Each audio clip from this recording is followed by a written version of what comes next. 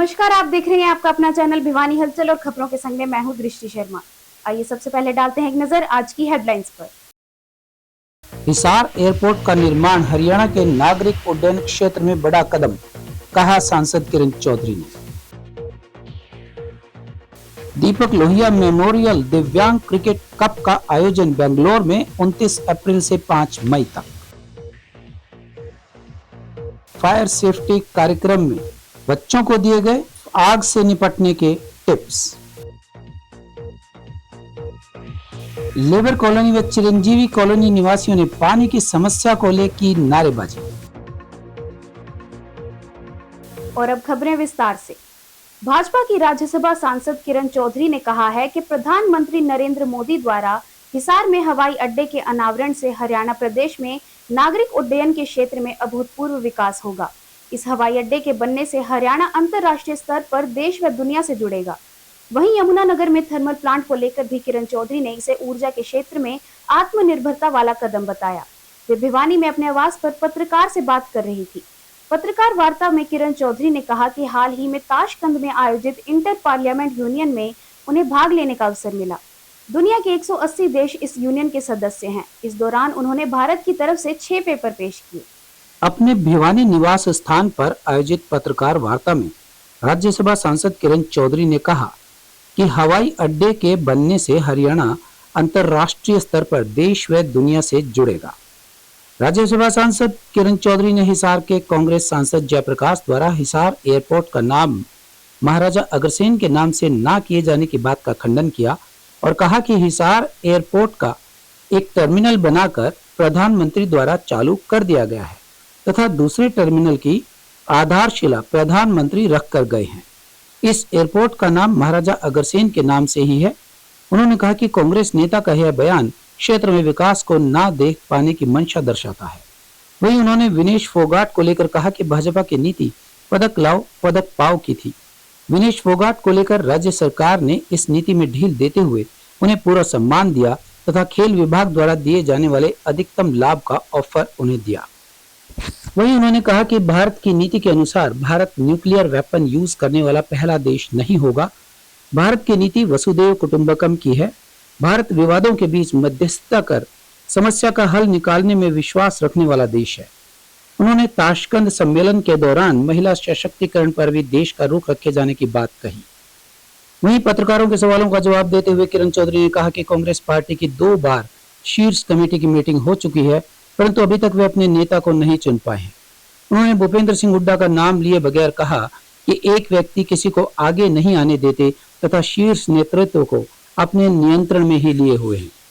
पहले मैंने अटेंड करी थी एशियन पार्लियामेंट्री जो है एपीए की मीटिंग जो अजरबैजान में थी और उसके बाद मुझे मेरे नेतृत्व ने भाजपा के नेतृत्व ने मुझे मौका दिया और भेजा आईपीयू में। तो आईपीयू है ये पूरी इंटरनेशनल पार्लियामेंट्री की मीट है। इसमें 180 के करीब देश जो हैं इसके अंदर सम्मिलित होते हैं। तो ये वर्ल्ड की सबसे बड़ी मीटिंग होती है पार्लियामेंटेरियंस की। इसके अंदर जो हैं स्पीकर्स आते हैं, मेंबर्स ऑफ पार्लियामेंट आते हैं, प्रेसिडेंट्स आते हैं और इस तरह से और बहुत ज़बरदस्त तरीके से जो है वहाँ पर कूटनीति की डिप्लोमेसी जो है वो चलती है। और वहाँ जाकर एक अलग ही अनुभव हुआ कि हमारा हिंदुस्तान को के प्रति कितनी इज्जत जो है पूरे विश्व भर में, और इसके पीछे पूरा का पूरा ये जो कूटनीति जो है इतनी अच्छी तरीके से जो सारा कुछ इसको करा जा रहा है, ये हमारे माननीय प्रधानमंत्री जी की उपलब्धि है कि हिंदुस्तान को इस नज़र से जो है अब देखा जाना लग रहा है। तो ये हमारे हिंदुस्तान के लोगों के लिए बहुत ही सौभाग्य की बात है। ये बाहर जाके पता चलता है। यहाँ तो हम आपस के अंदर जो हैं खिचड़ पिचड़ लगे रहते हैं एक दूसरे के खिलाफ, पर बाहर जाके जो है समझ में आती है कि हिंदुस्तान का नाम कितना जबरदस्त तरीके से जो और कितने इज्जत के साथ जो है अब अंतर्राष्ट्रीय स्तर के ऊपर जो है जो बड़े बड़े देश हैं, रशिया, चाइना, ये अपने सारे के सारे अमेरिका तक जो है सब ये समझते हैं हमारे को कोई हल्के में नहीं ले सकते। तो ये जो है वहाँ पे हमारी ये बहुत बड़ी उपलब्धि है। धन्यवाद करते हैं हम अपने माननीय प्रधानमंत्री जी का, जो हरियाणा के अंदर तो मेरे ख्याल में कितने दौरे हो गए हैं प्रधानमंत्री जी के, और हमेशा जब भी आए हैं कोई ना कोई सौगात ही देकर गए हैं। कल जो है आपने देखा कि हरियाणा को डेडिकेट करा है, एक तो उड़ान भरी है अयोध्या की कल हिसार एयरपोर्ट से, दूसरा जो है टर्मिनल जो है वो डेडिकेट करा है, वहाँ पर वो बनेगा। तो इसका मतलब बहुत ज़बरदस्त तरीके से विकास जो है, जो एयरपोर्ट है वो विकसित होगा कि सेकंड टर्मिनल की आधारशिला जो है वो रखी गई है। पावर थर्मल पावर प्लांट जो है वहाँ पर खट्टर साहब ने यमुनानगर में जो है, जो उनकी मंत्रालय के नीचे आता है, वो जो है मतलब वो वहाँ पर डेडिकेट करा है यमुनानगर में। और जो है अन्य बहुत सारी परियोजनाएं जो हैं वो जो है करी गई हैं। और बड़े स्पष्ट रूप से जो है प्रधानमंत्री जी ने सारी जो है अपनी बातें रखी। और आपने देखा कि छोटी छोटी बातों के ऊपर जो है उनकी नजर रहती है। तो ये बहुत बड़ी बात है। प्रधानमंत्री होने के बावजूद मुझे तो समझ नहीं आती, इतनी व्यवस्था के अंदर भी आज अभी ये मैं अखबार में देख रही थी किस तरह से जूते पहना रहे हैं उनको वहां पर यमुनानगर में। हाँ, हाँ, 14 साल जिन्होंने जूते नहीं पहने, तो ये बहुत बड़ा बड़प्पन है। और जितना ज्यादा मैं इनको देखती हूँ, मेरा तो वो कहते हैं ना पूरी तरह से मैं प्रफुल्लित हूँ। सही बात, इस तरह का भगवान करे। ये प्रधानमंत्री इस देश के अंदर ये जो भगवान ने इनको बनाया है, इनको अच्छी लंबी उम्र दें और ये इसी तरह से हमारे देश को मार्गदर्शन करें ताकि physically challenge cricket association of India और डीसीसीआई के संयुक्त तत्वावधान में आयोजित पत्रकार वार्ता में बताया गया कि भारत श्रीलंका दीपक लोहिया मेमोरियल पीडी दिव्यांग कप 29 अप्रैल से 5 मई तक बेंगलोर के किन्नी स्टेडियम में खेला जाएगा। पत्रकार वार्ता में पीसीसीएआई के चेयरमैन अशोक भारद्वाज, डीसीसीआई में महासचिव रवि चौहान, पीसीसीआई के राष्ट्रीय अध्यक्ष सुरेंद्र लोहिया, कोषाध्यक्ष संजय गोयल और उपाध्यक्ष सचिन जैन उपस्थित रहे। Physically challenged cricket association of India और डीसीसीआई के संयुक्त तत्वावधान में होने वाले टूर्नामेंट से जुड़े विभिन्न पहलुओं की जानकारी राष्ट्रीय अध्यक्ष सुरेंद्र लोहिया ने बताया कि यह आयोजन दिव्यांग खिलाड़ियों के खेल कौशल को मंच प्रदान करने के उद्देश्य से किया जा रहा है। 2020 टूर्नामेंट के दिवंगत दीपक लोहिया की स्मृति में समर्पित किया गया है, जिन्होंने दिव्यांग क्रिकेट के जगत में अहम योगदान दिया। टूर्नामेंट का उद्देश्य दिव्यांग खिलाड़ियों को प्रोत्साहित करना, उन्हें राष्ट्रीय और अंतर्राष्ट्रीय स्तर पर पहचान दिलाना तथा समाज में उनके प्रति सकारात्मक सोच को बढ़ावा देना है। अधिकारियों ने बताया कि इस टूर्नामेंट में भारत और श्रीलंका की दिव्यांग क्रिकेट टीमें हिस्सा लेंगी। मैचों का आयोजन अंतर्राष्ट्रीय 2020 फॉर्मेट के अनुरूप किया जाएगा। इसके लिए बेंगलोर के किन्नी स्टेडियम में विशेष इंतजाम किए जा रहे हैं ताकि खिलाड़ियों को उचित स्तरीय सुविधाएं मिले। अभी आप देख रहे होंगे कि किस तरीके से आईपीएल का सीजन चल रहा है और मैचेस भी काफ़ी अच्छे हो रहे हैं। उसी कड़ी में हम लोग अपना एक इंटरनेशनल क्रिकेट इवेंट कर रहे हैं, लेकिन उससे पहले जनवरी में भारत ने इतिहास रचा था। पहली चैंपियंस जो फिजिकल डिसेबिलिटी चैंपियंस ट्रॉफी थी श्रीलंका में जो आयोजित हुई थी, वो भारत ने जीती थी। तो ये बड़ा गर्व के पल थे वो हम सब के लिए कि भारत सरकार के जो खेल मंत्री हैं उन्होंने बुलाया कि टीम के खिलाड़ियों को सम्मानित किया। तो ये दिव्यांग क्रिकेट जो फिजिकल डिसेबिलिटी क्रिकेट है बहुत आगे तक जा रहा है। जब से बीसीसीआई ने इसको सपोर्ट करना शुरू किया तब से ये लोगों की नज़रों में काफ़ी आ रहा है। और मैं आगे बढ़ने से पहले आपको बताता हूँ कि अभी कल ही जो है ना संजीव गोयनका जी हमारे खिलाड़ियों के साथ मिले। जब चेन्नई और लखनऊ का मैच चल रहा था उस बीच में वो खिलाड़ियों के पास आए और उनसे मुलाकात की। और लगातार आईपीएल की जो फ्रेंचाइजीज हैं जैसे दिल्ली कैपिटल हो गया, लखनऊ हो गया, राजस्थान रॉयल हो गया, ये हमारी खिलाड़ियों को अहमियतता देती है, उनको पासेज प्रोवाइड करती है। तो ये अच्छा है कि ये क्रिकेट बहुत आगे तक जा रहा है और आगे आने वाले समय में ये क्रिकेट और ऊंचाइयों तक जाएगा। 27 तारीख से जो प्रतियोगिता शुरू होने जा रही है वो बहुत महत्वपूर्ण प्रतियोगिता है। भारत और श्रीलंका, ये जितने भी दिव्यांग खिलाड़ी हैं ये सारा उनका सिस्टम रहेगा। और ये जो काम करते हैं हम लोग उनके लिए, तो हम धीरे धीरे आगे भी बढ़ रहे हैं और 2 बार वर्ल्ड चैंपियन बन के हम इंडिया में आए। 4 साल पहले जैसे पहली बार जब हम वर्ल्ड लेवल पे पहुंचे और वहाँ से चैंपियन बन के आए, तो उस समय हम इंग्लैंड में हमारी बड़ी टीम भी थी। उसी ग्राउंड पे हम फाइनल ला रहे थे और हमारे पीसीआई के बच्चों ने वहाँ से फाइनल लाके हमें दिया। मैं ये मानता हूँ कि हमारे जो खिलाड़ी हैं उनकी प्रैक्टिस के नाते हम जो काम करवाते हैं वो अच्छी से अच्छी तरह की उनकी खाने पीने की व्यवस्था, उनको ठहरने की व्यवस्था, उनका खेल का समय, ये टॉप क्लास के होते हैं और इस उपलब्धि के कारण ये बच्चे हमें रिजल्ट भी देते हैं। मैं इनका भी आभार करता हूँ, धन्यवाद करता हूँ। और जिस प्रकार से ये प्रतियोगिता 5 वनडे मैचों की होने जा रही है बेंगलोर में, उसको लेके हम आगे बढ़ेंगे और हमारी टीम वहाँ से फिर एक बार जो हमारा कप है वहाँ पे, उस कप की भी दावेदार है। और बच्चे इतनी मेहनत कर रहे हैं जिसके बारे में हम कोई बात कह भी नहीं सकते और बच्चों का ही ये भविष्य सुधारने के लिए हम सारे इंतजाम उनका काम कर रहे हैं।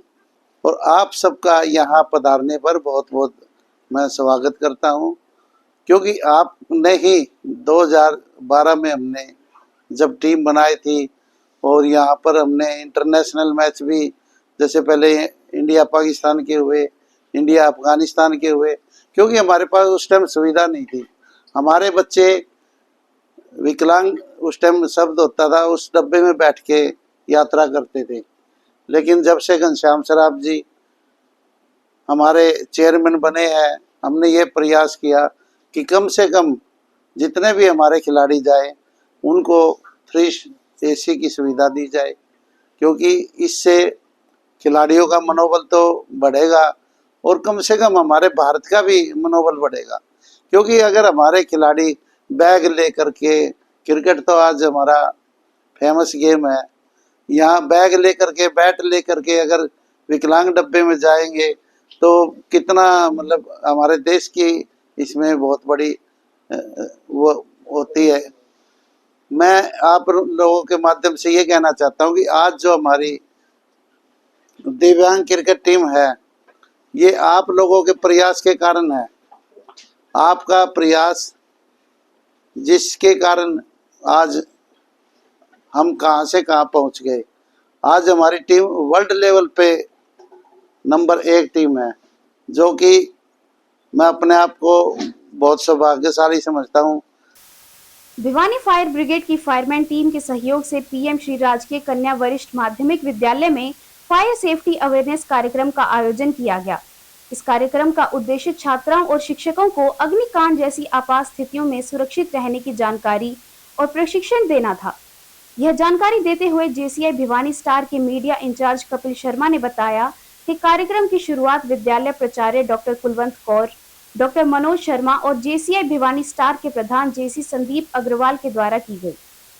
जेसीआई स्टार भिवानी द्वारा आयोजित फायर सेफ्टी कार्यक्रम में फायर लीडिंग ऑफिसर राजेश ने बताया कि आग लगने की जो संभावनाएं हैं उनसे कैसे बचा जा सके, आग लगने की संभावित वजहों, आग से बचाव के तरीकों और फायर एक्सटिंग्विशर के सही उपयोग की जानकारी दी।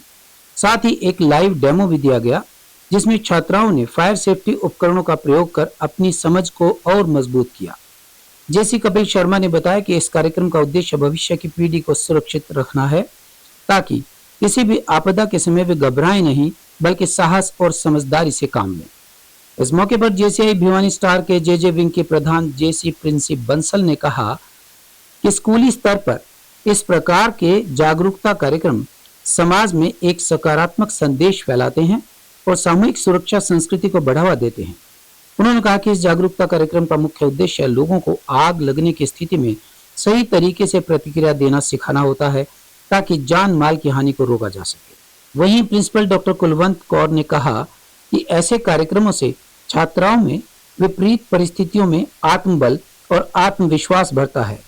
उन्होंने कहा कि ऐसे कार्यक्रमों से प्रेरणा लेकर छात्राएं अपना ही नहीं बल्कि दूसरों का भी जीवन बचा सकती हैं। ये सभी पीएमश्री स्कूल में सरकार द्वारा एक योजना बनाई गई है कि जिसमें बच्चों को फायर सेफ्टी के बारे में बताया जाए। गर्मियों का दिन है, हीट का दिन चल रहा है, सूर्य का प्रकाश अपनी चरम सीमा पर है और इसी कारण और बहुत सारी लैब विद्यालय में स्थापित होती हैं, मिड डे मील का काम होता है, सिलेंडर होते हैं, बच्चे प्रैक्टिकल्स करते हैं लैब में।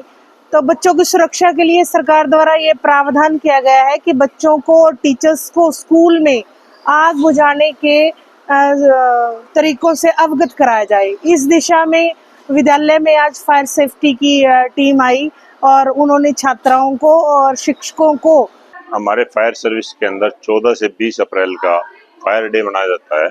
और फायर डे क्या होता है, हम स्कूल के अंदर, हॉस्पिटल के अंदर, इंडस्ट्रीज के अंदर, फैक्ट्रियों के अंदर लोगों को अवेयर करते हैं। जितनी लोगों के अंदर जागरूकता होगी तो लोगों का सहयोग और प्रशासन का सहयोग दोनों को मिलकर जागरूक होंगे तो हम उस बात पे काफी हद तक कंट्रोल कर सकते हैं। और ये मकसद हमारा ये होता है, लोगों को जागरूक करना, उसको पता लगाना और उस पर कंट्रोल कैसे करना है और उस पर कार्रवाई कैसे करनी है। वो जानकारी होगी तो हम सुरक्षित, हमारा देश सुरक्षित और हमारे जनमानस सुरक्षित रहेंगे और हमारा धन और प्रॉपर्टी वगैरह को भी हम सुरक्षित कर सकते हैं। सर, हमें लोगों को जो हमारा स्टाफ था या बच्चे थे, हमें उनके बारे में, फायर के बारे में बताया। आग है क्या चीज़, किस टाइप की है, उसको कैसे, उसको हमने उस पर काबू पाना है और गैस गीजर वगैरह की है उसके लिए बताया है। लोगों को महिला सुरक्षा के बारे में हमें बताया है, 112 नंबर के बारे में अवेयर किया है। इन फ्यूचर कभी भी कोई हादसा होता है तो हम 112 पे फोन करके तुरंत उसको मैसेज को नोट करवा सकते हैं और हमारे पास वो सुविधा प्रोवाइड हो सकती है। जल स्वास्थ्य विभाग द्वारा पिछले 1 महीने से लेबर कॉलोनी व चिरंजीवी कॉलोनी में पीने के पानी की सप्लाई सुचारू न आने पर कॉलोनी वासियों ने बूस्टर पर विभाग के खिलाफ नारेबाजी कर रोष जताया। कॉलोनी वासी अशोक पंडित व मदन लाल ने बताया कि इस समस्या को लेकर विभाग के एसडीओ व जेई को फोन करते हैं लेकिन वो फोन नहीं उठाते और न ही कोई रिस्पॉन्स देते हैं। लेबर कॉलोनी व चिरंजीवी कॉलोनी के निवासी अशोक पंडित व मदन लाल ने बताया कि कॉलोनी के टैंक में लीकेज है, जिससे पानी टैंक में खाली हो जाता है, घरों तक पानी पहुंचाना मुश्किल हो जाता है। कॉलोनी वासियों ने टैंक की रिपेयर करवाने की विभाग से अपील की है। कॉलोनी वासी इससे पहले विधायक व उपायुक्त को पीने के पानी की सप्लाई को लेकर शिकायत कर चुके हैं। इसके लिए समाधान शिविर में शिकायत भी कर चुके हैं, लेकिन पानी की समस्या का कोई हल नहीं हुआ है। कॉलोनी वासियों ने बताया कि अगर जल्द ही समस्या का हल नहीं हुआ तो कॉलोनी वासी रोड जाम करने पर मजबूर होंगे। परेशानी जी, पानी नहीं दे रहे हैं। आज 15-16 दिन हो गया, हम पानी से बहुत परेशान हो रहे हैं। लेबर कॉलोनी से सारे जनता हम बहुत परेशान होकर दुखी हो रहे हैं। बुजुर्ग महिलाएं पानी लाते हैं, पैर में दर्द हो जाता है। मगर ये पूरा महीना हो गया, पूरा महीना हो गया, पानी से बहुत परेशानी हो रही है। पिछले लगभग 12-15 दिनों से बहुत ज्यादा परेशानी हो रही है पानी की, और प्रशासन को भी कई बार बता लिया, जेई वगैरह को फोन कर लिया, लेकिन कोई सुनवाई होती नहीं। इसलिए हमारी तो यही मांग है प्रशासन से कि जब पूरे शहर को पानी मिल रहा है तो हमें भी मिलना चाहिए। कोई हम शहर से बाहर नहीं है, हम लोग भी शहर के एक सिटीजन है, तो उसके नाते हम सभी को पानी की तो दरकार होती है। पानी के बिना थोड़ी चलेगा। तो पानी मिलता है हम लोगों को, हमारी टोटी में पानी नहीं आता, पीछे कहाँ से नहीं आता है वो तो प्रशासन जाने। हमारे घर में पानी आना चाहिए, वो हमें पानी नहीं मिलता है। जबकि हम बिल वगैरह टाइम से पेड करते हैं। अपने नजदीक बना हुआ है, बिल्कुल पास में बना हुआ है, लेकिन उसके बाद भी बंदा आता है, कहता पानी को नहीं। ये हमारा तो आज कॉलोनी में 15 दिन से तो मुश्किल से कल 10 मिनट पानी दिया होगा, वो भी लाइन में रह जाए। और जब से यो बूस्टर बने आज 12-13 साल इसको हो गए। इस बूस्टर के बनने के बाद में पानी गर्मी के अंदर यह समस्या मिटती नहीं है। कुछ तो इस बूस्टर में पानी कम आता है, इसके बाद तेल लगाने में या पता नहीं प्रशासन की क्या गलती हुई, उसके इसमें पानी भी कम आ रहा है, कुछ इसके अंदर लीकेज बता रहे। तो गर्मी के अंदर तो सबसे बड़ी समस्या है। पहले रामनगर से सप्लाई आया करती थी, बराबर कंटिन्यू कॉलोनी को पानी मिला करता था, लेकिन वो बूस्टर बढ़िया जब से हमारे पानी कॉलोनी में समस्या पूरी में रहे। चिरंजी कॉलोनी और लेबर कॉलोनी दोनों में तो बहुत ज्यादा समस्या। यहाँ कुछ घरों में 1-2 बाल्टी आ जाती है, आगे वो भी नहीं आती।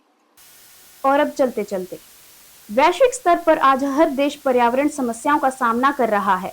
जिसका समाधान खोजने, उस पर अमल करने के लिए विभिन्न अंतर्राष्ट्रीय मंचों पर सभी देश एकत्रित होकर पर्यावरण की सुरक्षा के मुद्दों पर अनेक उपायों की चर्चा कर उसके क्रियान्वयन करने में लगे हुए हैं, जिसमें पेरिस समझौता सहित अनेक ऐसे समझौते शामिल हैं जो मानवीय जीवन को पर्यावरण के खतरों से बचाने के लिए मील का पत्थर साबित होंगे। बात अगर हम भारत की करें तो भारत न केवल हर अंतर्राष्ट्रीय मंचों से पर्यावरण की सुरक्षा में महत्वपूर्ण योगदान और सहयोग प्रदान कर रहा है, बल्कि घरेलू स्तर पर भी अनेक लक्ष्यों को भी अपने टारगेट समय से पूर्ण करने की ओर अग्रसर है। राष्ट्रीय स्तर पर पर्यावरण की सुरक्षा के लिए अनेक सामाजिक, सरकारी, निजी संस्थाएं कार्य कर रही हैं, पर अगर वास्तव से हमें पर्यावरण को सुरक्षित करना है तो हर नागरिक को इस पर्यावरण सुरक्षा संबंधी यज्ञ में अपने सहयोग रूपी आहुति देनी होगी और अभियान चलाकर आओ मिट्टी और पर्यावरण की रक्षा करें का नारा देना होगा। मानव को प्रकृति का साथी बनना होगा तथा अनुकूल मानवीय सभ्यता पर्यावरण संबंधित समस्याओं को दूर कर खुशहाल, समृद्धि, टिकाऊ भविष्य का निर्माण करेगी, ऐसी सोच रखनी होगी। बात अगर केंद्रीय रक्षा मंत्री द्वारा एक कार्यक्रम में संबोधन की करें तो उन्होंने कहा कि हमें प्रकृति का साथी बनना चाहिए तथा जीवों के साथ प्रकृति के निर्जीव तत्वों के प्रति भी श्रद्धा और सम्मान की भावना रखनी चाहिए। मुझे पूरा विश्वास है कि धीरे धीरे मानव सभ्यता हमारे समय की पर्यावरण संबंधित समस्याओं को दूर करेगी तथा हम सभी के लिए एक खुशहाल, समृद्ध, न्याय संगत तथा टिकाऊ भविष्य का निर्माण करेगी। कहा कि पृथ्वी के इकोसिस्टम का निर्माण इस तरह से किया गया है कि किसी एक विशिष्ट भौगोलिक क्षेत्र में प्रभाव केवल उसी क्षेत्र का सीमित नहीं रहता, बल्कि यह पूरे विश्व को सन्नाहित कर लेता है। और अब जाने से पहले एक नजर आज की हेडलाइंस पर। हिसार एयरपोर्ट का निर्माण हरियाणा के नागरिक उड्डयन क्षेत्र में बड़ा कदम, कहा सांसद किरण चौधरी ने। दीपक लोहिया मेमोरियल दिव्यांग क्रिकेट कप का आयोजन बेंगलोर में 29 अप्रैल से 5 मई तक। फायर सेफ्टी कार्यक्रम में बच्चों को दिए गए आग से निपटने के टिप्स। लेबर कॉलोनी व चिरंजीवी कॉलोनी निवासियों ने पानी की समस्या को लेकर की नारेबाजी। अब मुझे दीजिए इजाजत और देखते रहिए आपका अपना चैनल भिवानी हेल्थ।